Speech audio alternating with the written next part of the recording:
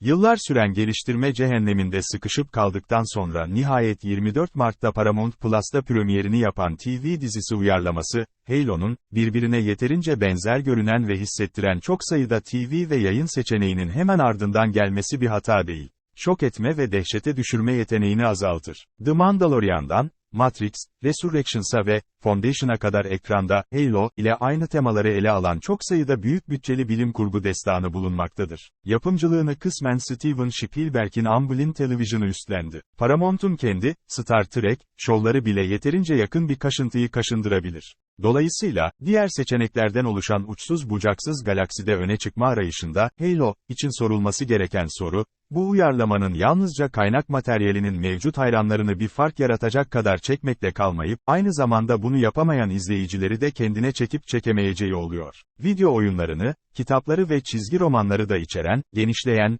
Halo, evreni hakkında çok fazla bilgiye sahipler, ancak yine de iyi televizyona değer veriyorlar. Bu, incelemenin kesinlikle ikinci tarafta yer aldığımı kabul ettiğim kısmıdır ancak içiniz rahat olsun, Halo, deneyimindeki eksikliğim, kendini beğenmiş bir video oyunu karşıtı duruşumdan değil, daha ziyade kendi kendime olan güvenimden kaynaklanıyor. Koruma, Halo, yeteneğimdeki aşırı eksikliğimin, hedefe ateş etmek şöyle dursun, düz bir çizgide bile zar zor yürüyebiliyordum, aşırı rekabetçiliğim ile kötü bir kombinasyon olduğu netleştiğinde, kaçınılmaz olarak çok zorlayıcı olacak bir şeyden vazgeçmek zorunda kaldım. Tatmin edici olmayan durum. Dolayısıyla Killen ve Kane'in TV uyarlamasını şimdi izlemek ve incelemekle karşı karşıya kaldığımda, ona bir TV hayranının bakış açısıyla yaklaşmaktan başka seçeneğim yoktu. Bu şekilde, dizinin karmaşık evreninin, temellerinden çok daha fazlasını önceden bilsem de bilmesem de ilgi çekici olup olmayacağını öğrenebilirim ve bu bakımdan takdire şayan bir iş çıkarıyor. I'm actually really disappointed in the showrunner's treatment of McKay,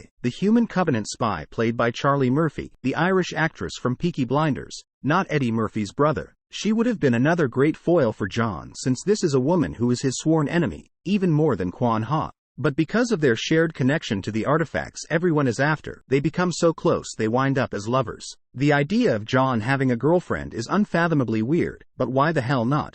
It's an idea that's never been explored in the canon. His evident but platonic love of Cortana aside, and the showrunners had already played fast and loose with John's characterization, so why not let him have a girlfriend? I would have loved to see more of McKay and John exploring and learning the elements of romantic love, an emotion neither of them has experience with, especially a romantic love fraught with the anxieties of two people raised on opposite sides of a war. The enemies to lovers fanfiction writes itself, but the writers didn't want us to have nice things. Even after McKay's double cross at the end of episode 8, it was still clear she and John cared for one another and that she would be willing to abandon the Covenant again for his sake.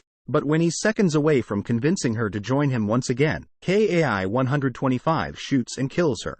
McKay was wasted potential. It was like the showrunners didn't really know what to do with her beyond her status as a plot device, and they had no better imagination for her than dropping the big ol' metaphorical fridge on her head. There is a chance she could come back in season 2, so all this hand-wringing may be for nothing, but we'll just have to see. Of all the women who act circles around Schreiber, none were better than Miranda Keyes and Kate Kennedy. They were amazing in every scene they were in, and the one scene they were in together was probably the best, most heartfelt, and cutest moment in the show. I love what they did with Miranda. She got to be an actual person with more emotion and motivation than her video game counterpart, who barely stepped beyond the confines of being an emotionless, honor and duty, soldier of the UNSC.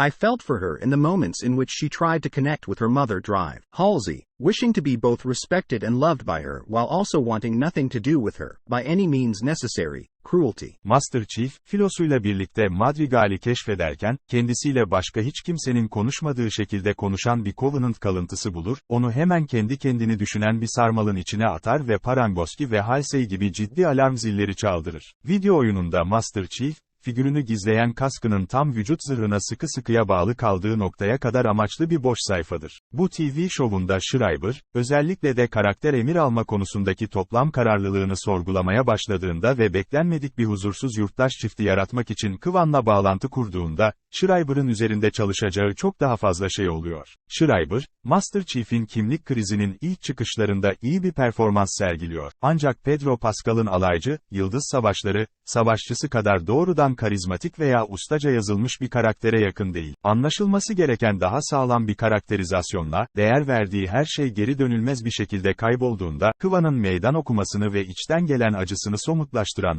gösteriyi çalıyor. İkinci bölüm, kavgaları bir kenara bırakıp arka hikayeyi ve ne olacağına dair ipuçlarını vererek dizinin mitosunu daha da derinlemesine inceliyor. Halo, oyununu sevenlerin, kendileri için tüm seçimleri yapan ve şiddetli savaşlarını daha çarpıcı diyaloglarla dengelemeye özen gösteren bir şeyi izlemekten keyif alıp almayacakları sonuçta onlara bağlı olacaktır. Ancak başarılı bir TV şovu yapmak için Killen ve Kane'in karaktere ve dünya inşasına daha fazla zaman ayırmaktan başka seçeneği yoktu. Dünyayı boş bir perspektiften görmek, İzleyicinin kendi aracılığına sahip olduğu bir oyunda işe yarayabilir, ancak kendi bakış açısını gerektiren bir gösteri için işe yaramayabilir. İlk 2 bölümünde, Halo, henüz buna tam olarak sahip değil. Ancak sürekli genişleyen, Halo, evreninin bir başka katılımcısı olarak, en azından onu daha yakından incelemeye değer kılacak kadar hırsı var.